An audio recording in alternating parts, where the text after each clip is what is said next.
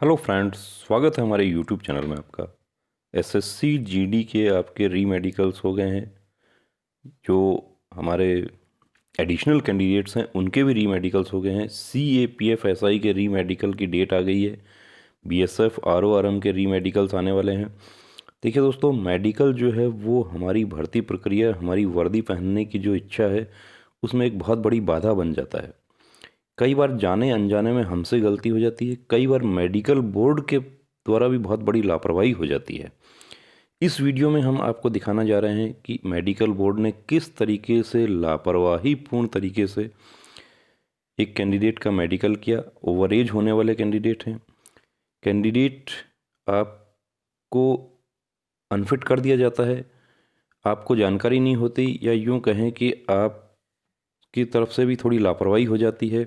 कोई आपको सलाह भी देता है कि आप कोर्ट केस कर दीजिए। कई बार दोस्तों ऐसा होता है कि सेंटर में भी जो हमारे जवान होते हैं, हमारे जो गेट के ऊपर जो जो जवान तैनात होते हैं, या जो सपोर्टिंग स्टाफ होता है, वो लोग भी आप उनको भी ऐसा लगता है कि आपके साथ नाइंसाफ़ी हुई है, तो वो लोग भी आपको वहाँ पर एडवाइस कर देते हैं कि आप कोर्ट केस कीजिए।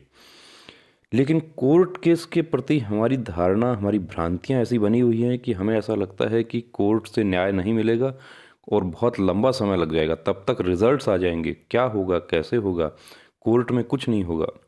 देखिए दोस्तों, सबसे पहली बात तो ये है कि आप ये भ्रांतियां अपने दिमाग से निकाल दीजिए। कोर्ट केस हमारे संविधान में प्रावधान है, अनुच्छेद 32, अनुच्छेद 226 क्या है, हमारे मूल अधिकारों का रक्षक।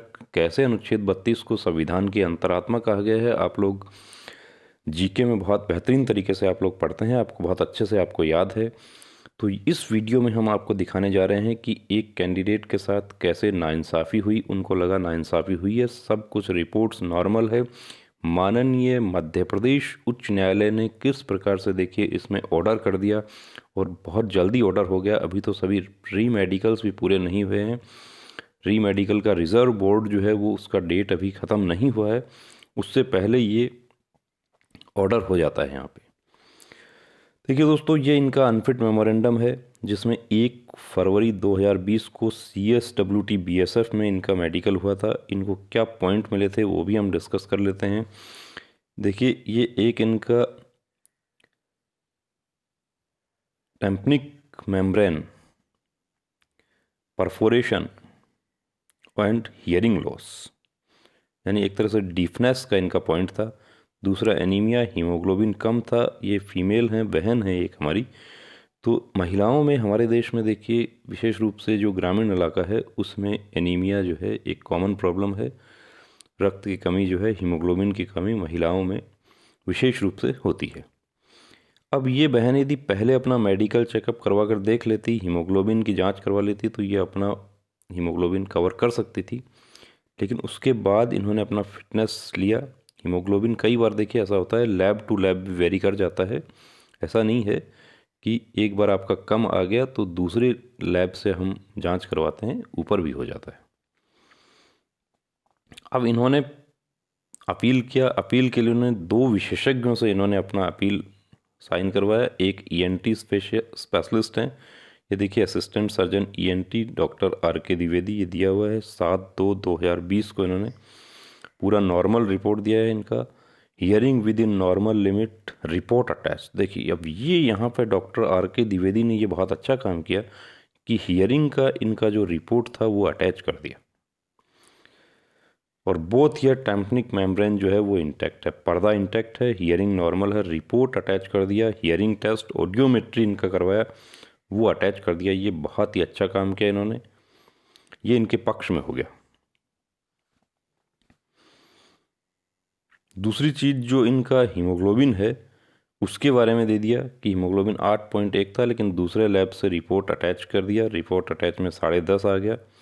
तो ये, और हीमोग्लोबिन देखिए आप थोड़े समय में आप उसको कवर भी कर सकते हैं। आप उसके लिए आप डाइट, उसके लिए मेडिसिन, ये सब कवर किया जा सकता है। अब इनका हम आगे डिस्कस करते हैं। अनफिट कर दिया इनको, किस पॉइंट में अनफिट कर दिया? हियरिंग में अनफिट कर दिया। Tympanic membrane perforation, unfit. किसी प्रकार का ऑडियोमेट्री नहीं करवाया गया। अब मेडिकल गाइडलाइन क्या कहती है उसके, अब कब हुआ देखिए 13/10 को ये अनफिट हुई है, 13/10 को अनफिट हुई है। मेडिकल गाइडलाइन क्या कहती है, मेडिकल गाइडलाइन में आपको कहीं नहीं जाना, आपको सिर्फ पेज नंबर 44 और 45 आप पढ़ लीजिए। आपको मेडिकल गाइडलाइन आपको चाहिए, आप एक व्हाट्सएप मैसेज हमारे नीचे दिए हुए नंबर पर कर दीजिए, आपको मेडिकल गाइडलाइन प्रोवाइड करवा दें। आपको ये भी डरने की ज़रूरत नहीं है कि ये मेडिकल गाइडलाइन आपको कहाँ से मिला, हमने देश भर के एडवोकेट्स को मेडिकल गाइडलाइन प्रोवाइड करवाई है। मेडिकल गाइडलाइन गूगल पर उपलब्ध है, कोर्ट के फैसले हो चुके हैं बहुत सारे, माननीय उच्च न्यायालय ने फैसला दे दिया कि टैटू जो है वो आपको कहाँ प्रॉब्लम कर रहा है, आपको ड्यूटी करवाने में, इसको ज्वाइनिंग दीजिए। ये ऐसे फैसले भी यदि आपको चाहिए तो हम आपको लिंक बता देंगे कैसे फैसला मिल सकता है। रिट याचिका का नंबर आपको बता देंगे, आप एक व्हाट्सएप मैसेज कर दीजिए। दोस्तों, जानकारी के अभाव में नहीं अनफिट होना, बहुत मेहनत आप लोग करते हैं, ओवरेज होने वाले होते हैं आप लोग, एक आवाज़ पर आप दिल्ली चले जाते हैं, आप हज़ारों रुपया खर्च करके दिल्ली चले गए, उसका क्या बना वो भी आपके सामने नतीजा आ गया। ये देखिए, आपको सब पैरा जे में आपको जाना है। For any type of deepness audiometry should be carried out.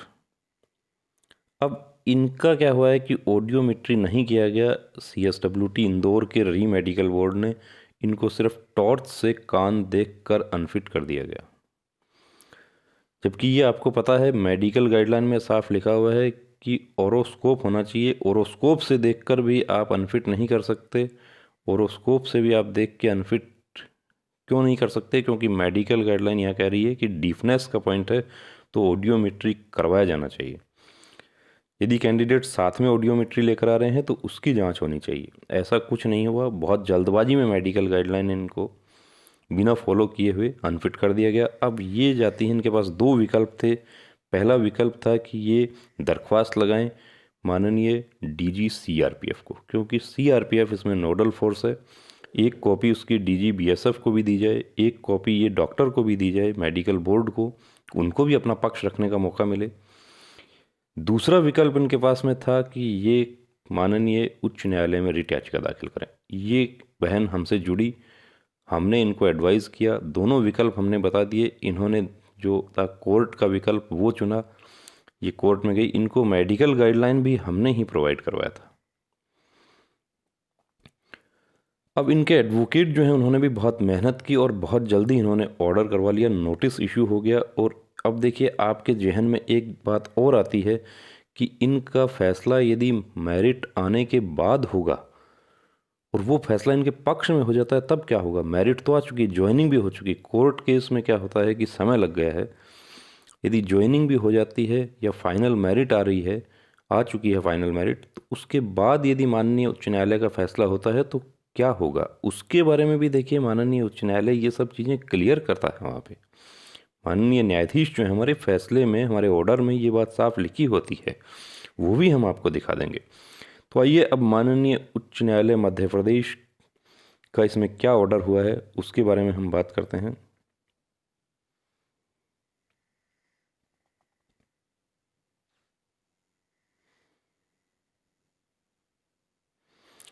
अब ये देखिए दोस्तों, यहाँ पर आपको दिखा दें, ये रिट पिटीशन नंबर है। इस रिट पिटीशन को आप माननीय मध्य प्रदेश उच्च न्यायालय की वेबसाइट पर आप खोज सकते हैं। दूसरी बात, आप अपने एडवोकेट से ये डिस्कस करेंगे तो आपके एडवोकेट ऑटोमेटिक ये रिट याचिका सर्च कर लेंगे। 10/11/2020 को इनका ऑर्डर हो गया। हियर थ्रू वीडियो कॉन्फ्रेंसिंग, अभी जो फैसले हो रहे हैं, सॉरी जो सुनवाइयाँ हो रही हैं वो कोविड की वजह से वीडियो कॉन्फ्रेंसिंग के थ्रू हो रही है। एडवोकेट जो है वो आपका पक्ष वीडियो कॉन्फ्रेंसिंग के थ्रू रखते हैं। एडवोकेट का यहाँ पे learned council for the petitioner, देखिए यहाँ ये थोड़ा हमें ये एथिक्स हैं इनका, कुछ नियम कानून से बंधे हुए हैं हम भी, इसलिए ये हाइड करना पड़ा है हमें। और यदि आपको ये एडवोकेट से आपको कांटेक्ट करना है या आपको किसी और भी एडवोकेट के आपको नंबर चाहिए किसी दूसरे हाई कोर्ट में, तो हम आपको वो भी बताने के लिए हम आपको तैयार हैं। Heard on the question of admission, admission के लिए क्वेश्चन हुआ, on payment of PF within 3 days issue notice to the respondents returnable within 4 weeks. 4 सप्ताह का समय दिया है। 10/11 से 4 सप्ताह कब होता है? 10/12 को होता है, उससे पहले ही हो जाता है। 28 डेज, 28 दिन में नोटिस जो है उसका जवाब देने के लिए रेस्पोंडेंट्स को कह दिया गया है। रेस्पोंडेंट्स कौन है? इसमें यूनियन ऑफ इंडिया है through ministry of home affairs. इसमें पक्षकार कौन होंगे? इसमें पक्षकार आपके वो डॉक्टर भी होंगे, मेडिकल बोर्ड के पीओ, जिन्होंने आपका मेडिकल किया है। अब यहाँ पर देखिए इंटरिम रिलीफ होता है। इसमें इंटरिम रिलीफ क्या है? Also heard on the question of interim relief by way of interim relief it is observed that the appointment of last selected candidate of the entire selection process shall be subject to the final outcome of this petition। बहुत शानदार interim relief दिया है इसमें। अब ये MP से हैं, ये बहन हमारी, इनकी एज भी जो है हम आपको दिखाएंगे। अभी 27 हो चुकी है, 27 से एक्चुअली अभी ज़्यादा हो चुकी है, ओवरेज होने वाली हो चुकी हैं ओवरेज। इंटरिम रिलीफ ये हुआ है कि अब फीमेल में इनकी कैटेगरी में जो लास्ट सेलेक्टेड कैंडिडेट जो होगा वो यदि मेरिट के उसके मार्क्स जो हैं वो इनके मार्क्स से कम होंगे तो उस कैंडिडेट का चयन जो है वो इस रिट याचिका के निर्णय के अधीन रहेगा। रिट याचिका का निर्णय कब होता है? जब भी होता है यदि लास्ट सेलेक्टेड कैंडिडेट के सपोज कीजिए 60 हैं और ये बहन के 61 हैं तो लास्ट सेलेक्टेड कैंडिडेट मेरिट में आ जाते हैं। उसके बावजूद भी यदि ये फैसला इनके पक्ष में हो गया तो चयनित ये बहन हमारी हो जाएंगी 61 नंबर पे। तो दोस्तों साधारण भाषा में आपको समझने वाली बात बता देता हूँ कि अन्याय आपके साथ हो रहा है तो आप उस अन्याय को सहन ना करें। अन्याय होते हुए देखना भी अन्याय करने के बराबर है और अन्याय सहन करना भी अन्याय करने के बराबर ही है। दोस्तों आप अन्याय सहन कर रहे हैं, इसका मतलब आप खुद अपने आप के साथ अन्याय कर रहे हैं यहाँ पे। तो अन्याय ना करना है, ना होने देना है, अब ठानना है, हर हाल में वर्दी को पाना है। जय हिंद।